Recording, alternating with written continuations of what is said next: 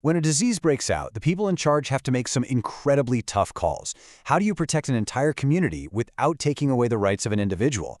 It's a true ethical tightrope. Today, we're going to look at one of the most powerful and, yeah, controversial tools they use to walk that line. I mean, really think about that. A virus, it spreads silently. You can't see it, you don't know who has it, and you have no idea where it's going next. It's like fighting in the dark. So before you can even think about winning the fight, you first have to find a way to turn on the lights. You have to find a way to see it. And that's exactly how you do it. Information is how you make the invisible visible. By gathering data, health officials can start to map the outbreak, they can understand how it spreads, and they can even start to predict its next move. Suddenly, you're not just reacting anymore, you're getting ahead of it. And the key tool they use for all this is something called public health surveillance. Now, the key word there is systematic. This is not random guesswork. We're talking about an organized, continuous effort to collect health data. You can almost think of it as an intelligence-gathering operation in the war against disease. It's what takes all these scattered individual cases and turns them into a single, clear picture of what we're up against. So you can see the goals here are kind of split. The first two, yeah, they make perfect sense. Manage the crisis we're in now and stop the next one from happening. But then you get to those last two, protecting personal info and ensuring ethical oversight. And that's where the plot thickens. Because the power to watch comes with this enormous responsibility to protect the very people you're watching. And, that's where things start to get really complicated.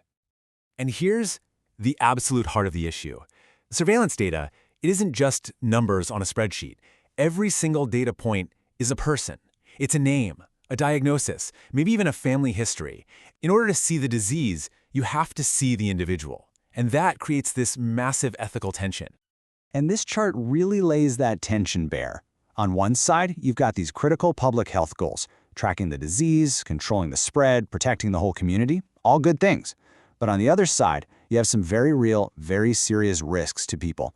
A loss of privacy is just the beginning. If that private health information gets out, it can lead to people being shunned, to discrimination, to losing their jobs.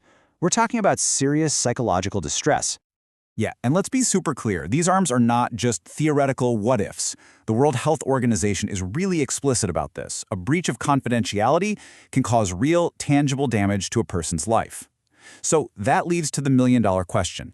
How do you use this powerful tool without it blowing up and hurting the very people you're trying to help? Well, it turns out there's a framework for this, and it rests on three main pillars. First up, protect confidentiality. This is non-negotiable. We're talking ironclad legal protections on that personal data. Second, assess participation. You can't just assume surveillance has to be mandatory. Authorities need to have a really good reason for it and consider if letting people opt out would truly hurt the mission. And third, and this is a big one, communicate transparently. You have to tell people what you're collecting, why you're collecting it, and what you're going to do with it. No secrets. Because here's why those three pillars are so critical. When you put them all together, they build the single most important thing in any public health crisis: trust. Think about it. If people don't trust the system, they're going to hide their symptoms. They won't cooperate. The data stream completely dries up, the enemy goes invisible again, and the whole effort could just fail. So doing this ethically isn't just about being nice, it's the only way it actually works. Which really leaves us with this one last crucial question to think about. Giving authorities the power to watch us, even during an emergency, is a huge step. So making sure that power is wrapped in clear rules, independent oversight, and real accountability, well, that's not just part of the plan, it's the only way to make absolutely sure the solution doesn't end up becoming a whole new problem.